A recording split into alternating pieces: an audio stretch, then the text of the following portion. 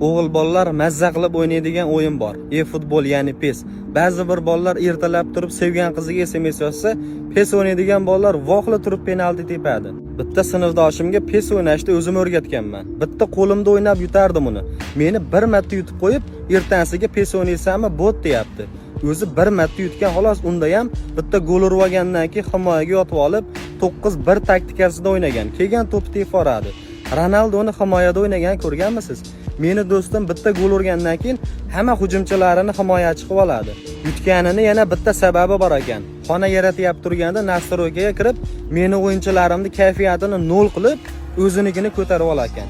Yetdim, meni o'yinchilarim to'p tepsa butsasi yechilib ketyapti.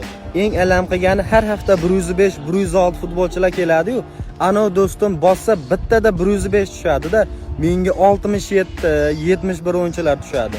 Menga tushgan futbolchilarni futbolchiligini